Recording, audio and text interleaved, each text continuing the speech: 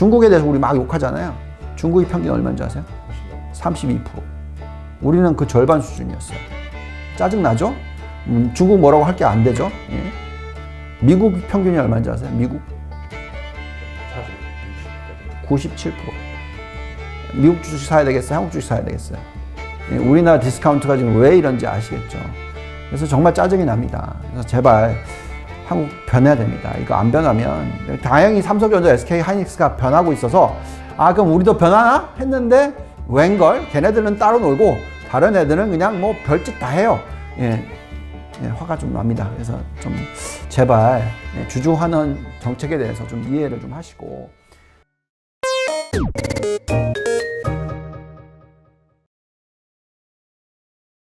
오늘은 유동원의 픽 백브리핑 영상을 촬영하도록 하겠습니다. 예, 구독자 여러분들께서 방송 보시고 궁금하신 분이 있으면 댓글로 남겨주시면 저희가 이렇게 격주에 한 번씩 모아서 본부장님께 질문을 전달드리고 답변을 받고 있습니다. 먼저 첫 번째 질문입니다.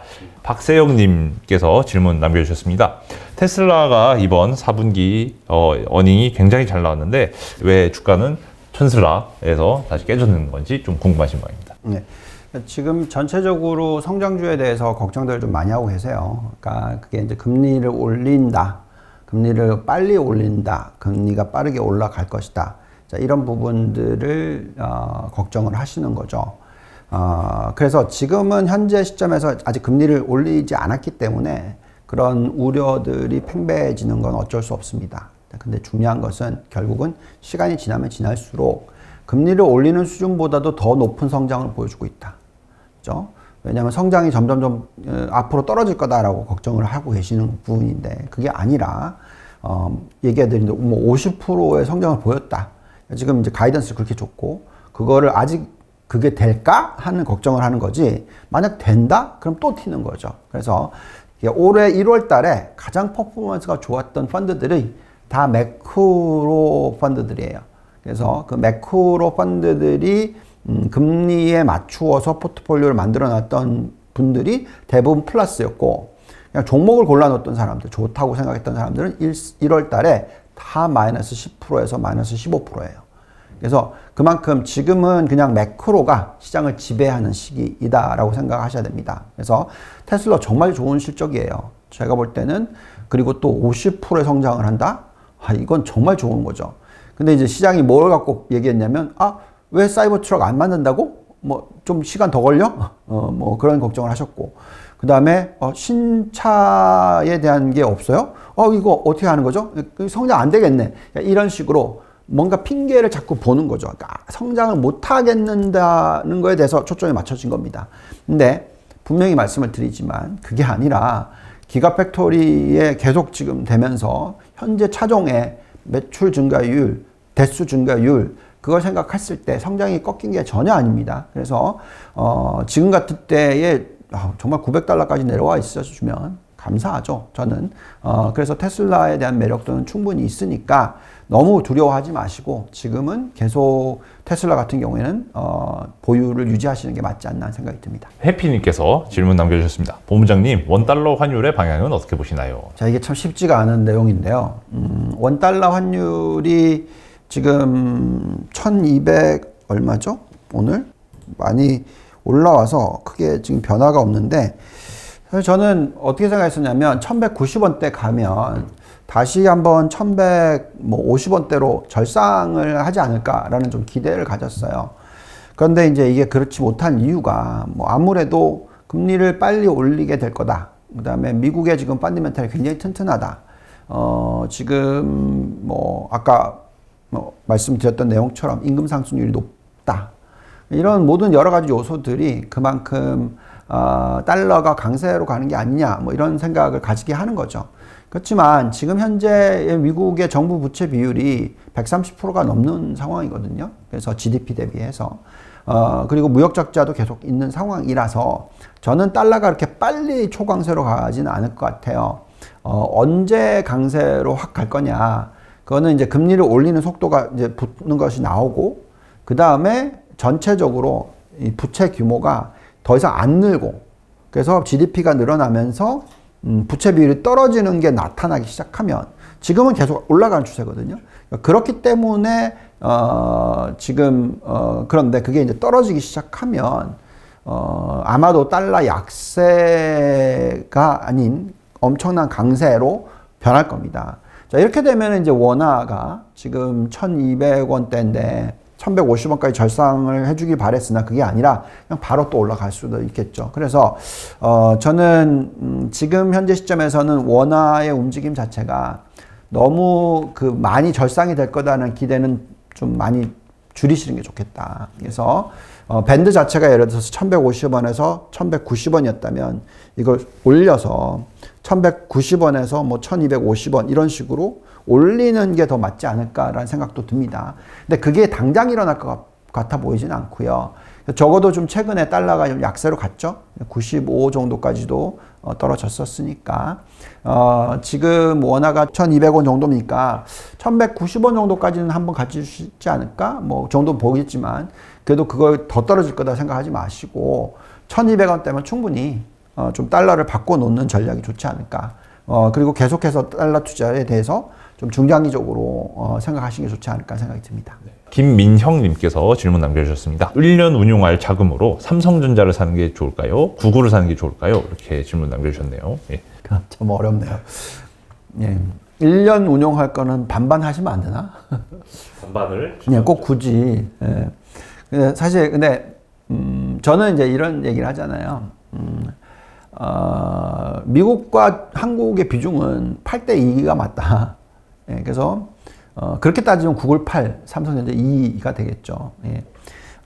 게다가 이제 달러 강세 부분에 대해서도 말씀을 드렸고, 예. 네, 펀더멘탈이 싸 보이는 거는 당연히 삼성전자가 싸 보입니다. 그리고 구글이 잘 나가고 하면 할수록 반도체 수요는 계속 좋을 거기 때문에 반도체 업종을 사는 것도 나쁘지 않다라고 생각을 합니다. 그래서 삼성전자에 있어서는 지금 저희가 돌려보면 저평가인 게 맞아요.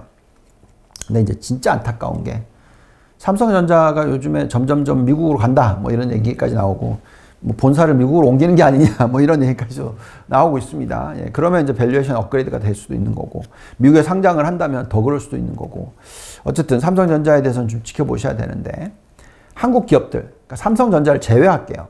그리고 하이닉스를 좀 제외하겠습니다. 삼성전자와 하이닉스를 제외하면요 우리나라 배당 성향이요 더 안 좋아졌어요. 좀 화가 날 정도입니다. 예, 이게 LG 에너지솔루션 오늘 보면 한국 주가 지금 빠지는데 LG 에너지솔루션만 올라요. 자, 이런 식입니다. 그렇기 때문에 도저히 투자를 제대로 하기가 어려워요. 그 팩셋에서 이런 얘기를 보여준 테이블이 있었어요. 제가 여기 투자레터에서는 안 갖고 왔는데 어떤 테이블이냐면 2011년부터 2017년 동안 요 경기 그 주가가 좋았던 사이클 때 이때를 보시면 우리나라 시장이 별로 안 움직였었잖아요. 그죠? 예, 박스 피었죠. 왜 그랬냐? 배당 성향 평균이 얼마인 줄 아세요? 20%네. 17%. 중국에 대해서 우리 막 욕하잖아요. 중국의 평균 얼마인 줄 아세요? 32%. 우리는 그 절반 수준이었어요. 짜증나죠? 중국 뭐라고 할 게 안 되죠? 예. 자, 그러면 아시아 평균이 얼마인 줄 아세요? 40. 미국 평균이 얼마인 줄 아세요? 미국? 45. 예. 그거는 배당 성향만 그렇고. 주주 환원까지 그 자사주 매입의 소각까지 97%. 미국 주식 사야 되겠어요? 한국 주식 사야 되겠어요? 예, 우리나라 디스카운트가 지금 왜 이런지 아시겠죠? 그래서 정말 짜증이 납니다. 그래서 제발 한국 변해야 됩니다. 이거 안 변하면 다행히 삼성전자, SK 하이닉스가 변하고 있어서 그럼 우리도 변하나 했는데 웬걸? 걔네들은 따로 놀고 다른 애들은 그냥 뭐 별짓 다 해요. 예. 예, 화가 좀 납니다. 그래서 좀 제발 주주 환원 정책에 대해서 좀 이해를 좀 하시고 지금 1,000만 시대입니다. 주식투자 1,000만 시대. 자, 안타깝게도 그러면 그 1,000만이 다 어디로 가냐? 예, 우리나라 기업한테 안 갑니다. 예, 이제는 해외 투자 얼마든지 자유롭게 하실 수 있으시기 때문에 세금 내고라도 합니다. 자, 이렇게 생각해 보세요. 17%밖에 못 돌려받아. 미국 투자했는데 97% 돌려받아. 세금 내. 세금 내다 칩시다. 예, 세금 낸다고 쳐요. 자, 그러면 세금을 내면 22% 내요. 97%의 돌려를 받았는데 그 세금을 냈다. 우리나라 17보다 높아요. 예. 자, 정말 그 회사를 운영하시는 분들의 입장에서 정신 차리셔야 됩니다. 네. 주주를 갖다가 그렇게 아무렇게나 대해서 밸류에이션 업그레이드 그리고 자금 조달이 쉽게 된다? 지금은 쉬운 것 같아 보이지만 그거 쉽지 않을 겁니다. 예. 앞으로 점점 더 자기 무덤 파는 행동을 하지 마시고 주주 환원에 대해서 신경을 꼭 쓰시길 바랍니다. 지난번 방송에 대한 질문들이 있어서 모아서 질문 드리도록 하겠습니다. 네. 자, 민트 아빠님께서 질문 주셨습니다. 네. 신재생 ETF ICLN은 그 빌드백 법안, 예, 그 BBB 법안이라고 하죠. 이게 무산될 경우에 매도를 해야 되는 게 맞는지 아니면 그 다른 뭐 ICLN 말고도 다른 또 태양광 ETF로 갈아타야 되는지 질문 주셨습니다. 제가 생각하기에는요. 지금 무산이 된다라고 보시면 안 되고요. 기본적으로 어쨌든 그 신재생 에너지로 갈 겁니다. 예, 그 방향이 계속 가는 거는 당연해지는 거고요. 그러니까 탄소 배출 제로로 가는 것만큼은 당연해질 거라고 생각을 하셔야 돼요. 자, 근데 이제 여기에 뭐를 포함을 시키느냐의 차이입니다. 그래서 지금 유럽에서 통과를 시켰던 게 원자력과 뭐죠? 천연가스. 예, 요 부분을 이제 포함을 시키는 거잖아요. 그래서 기본적으로 지금 넘어가는 속도가 좀 더뎌진 게 사실이에요. 자, 그렇지만 그렇다고 해서 그리드 패러티라고 해서 비용 대비해서 이 수익을 벌어들이는 숫자가 안 만들어지는 게 아니에요. 만들어질 겁니다. 그리고 사실은 어느 쪽이 만들어졌죠? 태양광은 당연히 중국이죠.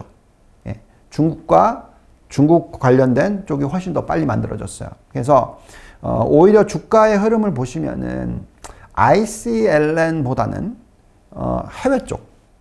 해외 쪽에 경쟁력이 있는 기업들에 투자를 하는 ETF, 뭐 제가 들고 있기 때문에 얘기를 못 하겠고요. 미국 기업들보다 해외의 기업들의 비중이 많은 쪽으로 좀 보시는 게 좋겠고, 그 다음에 이제 이번에 이런 결정이 나왔었어요. 미국 관세, 그리고 또 중국과의 관세 이 얘기가 있어서 지금 미국이 중국한테 그렇게 관세를 때리는 건 잘못됐다. 그래서 중국도 사실 보복 관세를 때릴 수 있다. 이렇게까지 얘기가 나오고 있어요. 그래서 제가 볼 때는 이게 좀 정상화될 수 있는 부분이 있고요.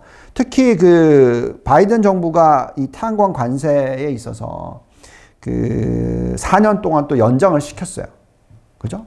그래서 이제 계속 15%의 관세가 지금 붙고 있는데 그 붙는 것도 많이 떨어뜨린 겁니다. 그리고 그 15% 중에서 진짜 중요한 것은 이 패널 중에서 관세가 안 붙는 쪽 비중이 높아져요. 예, 그리고 지금 관세 관련해서 수입 쿼터를 얼마를 늘렸냐면 2.5기가와트에서 5기가와트로 2배로 늘렸습니다.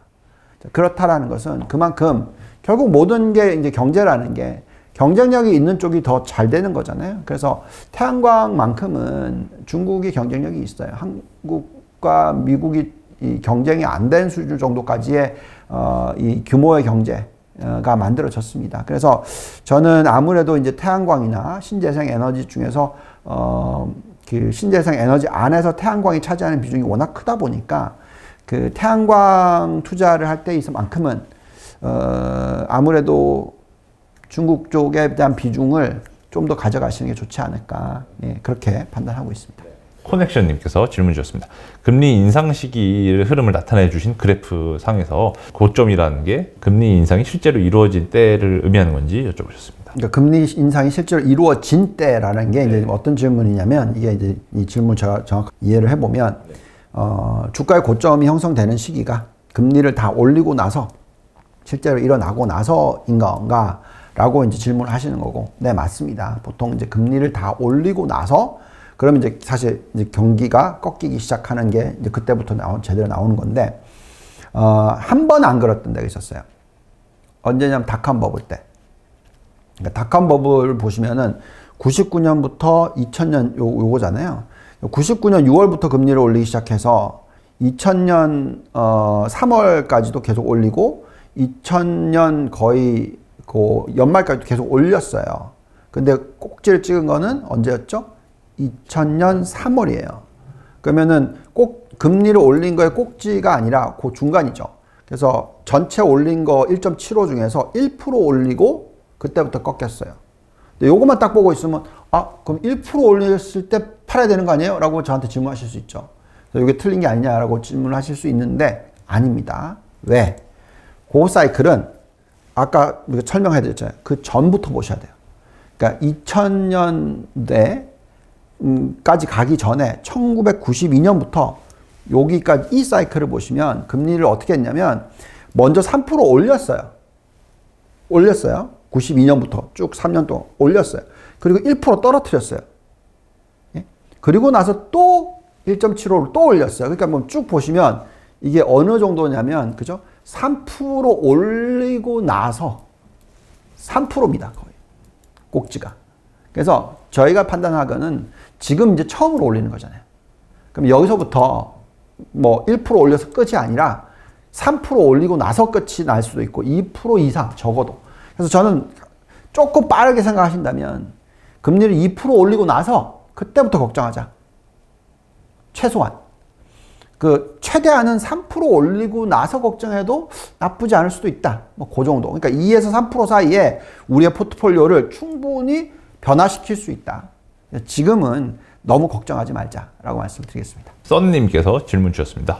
완전히 저점은 알 수 없지만 무릎 정도에서 사야 되는데요. 매수 기준은 어느 지수를 보고 참고를 하면 될까요? 지금부터 분할 매수를 해도 될까요? 라고 질문 주셨습니다. 이거는 저희가 방송을 만들어 드렸죠. 그래서 그 나스닥 기준으로는 13,500 그리고 S&P 기준으로는 4,100 요 정도로 보고 있다 바닥을. 그러면 지금은 나스닥 같은 경우는 사도 충분히 괜찮은 지수대다. S&P 500은 지금보다 뭐 글쎄요, 한 3% 정도 빠지면 그게 무릎 정도로 생각하신다면 충분히 사셔도 된다. 그렇게 보고 있습니다. 네. 또 미래의 슈퍼개미님께서 질문 주셨습니다. 혹시 우버는 어떻게 보시는지 궁금합니다. 실적이 본격적으로 잡힐 때 들어가도 늦지 않을까요? 네. 그때 들어가셔도 늦지 않습니다. 네. 그 기본적인 성장주에 있어서는 계속 실적이 늘어날 거에 있어서 매출 증가율 그래서 만약에 실적이 안 나온다면 적어도 매출 증가율이 계속 일어나는지는 확인하셔야죠. 그래서 우버 전체적으로 매출 증가율이 얼마나 계속 늘어나는지에 대한 속도, 금액. 그러니까 속도는 당연히 떨어지겠죠. 왜냐면 근데 금액 자체도 그래서 1분기에 얼마 늘었는데 2분기에 그 는 금액이 좀 줄었다. 이러면 그건 파셔야 돼요. 예, 들어가실 필요가 없어요. 그래서 지금 실적이 안 나오고 있는 상황에서, 그러니까 순이익이 안 나오고 있는 상황에서 캐시플로만 가지고 투자를 한다면 적어도 매출 증가율이 전 분기보다 이번 분기가 더 좋아지는 금액으로서 계산했었을 때 그게 중요합니다.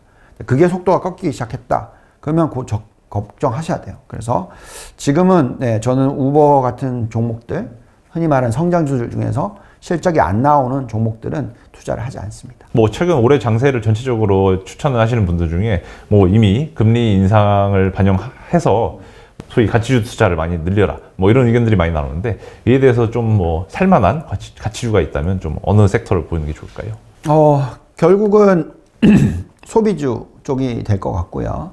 그 다음에 이제 석유 관련주들이나 에너지 관련주들 중에서도 고배당 주들이 있어요. 그러니까 석유, 원자재 등등에서 봤을 때 성장 속도가 높지는 않다 하더라도 고배당을 하는 뭐 배당 수익률을 계산했는데 4%가 넘는다. 그건 당연히 투자할 만하죠. 왜냐하면 4%인데 금리가 3%까지 간다고 계산했었을 때 거기에 올라갈 수 있는 여력은 33%가 나오는 거거든요. 그래서 말씀을 드리지만 이 고배당주를 보실 때 뭐 이 전체적으로 철강이든 원자재든 뭐 여러 가지 원자재들 종목, 석유까지 포함해서 이쪽. 그 다음에 이제 소비주. 소비주는 이제 임의 소비자가 있을 거고 그냥 기본 소비자가 있을 텐데, 필수 소비자가 있을 텐데 이쪽에서의 성장이 나오는 부분. 그리고 현재 앞으로 매출 증가율이 늘어나고 있는 종목들. 이런 것들을 좀 골라내시는 게 중요할 것 같고요. 그게 대표적으로 보면은 애플이겠죠. 네. 뭐, 또 아니면, 예를 들어서 뭐, 건축 관련된 쪽에 대표적인 기업들, 빌 에크먼이 들고 있는 종목들 중에서 그런 종목들이 좀 있더라고요. 예. 요번에 넷플릭스 샀다던데, 그런 것도 보셔도 될 것 같고, 뭐, 치폴레. 라는 종목도 제가 들어본 것 같고, 또 이번에 그러니까 뭐 에즐런트 테크놀로지, 그다음에 홈디포였나 로스였나 아무튼 그 건설 관련 쪽 뭐 등등. 그래서 소비재 중에서도 기본적으로 또 배당도 잘 나오고 성장도 있고 하는 종목들을 골라내는 게 좋지 않나 생각이 듭니다. 네, 감사합니다. 또 다음 시간에도 유동훈의 픽 방송과 함께 찾아뵙고요. 또 궁금하신 점 있으신 분들은 댓글로 남겨주시기 바라겠습니다. 지금까지 자이언트TV의 방송이었습니다. 감사합니다.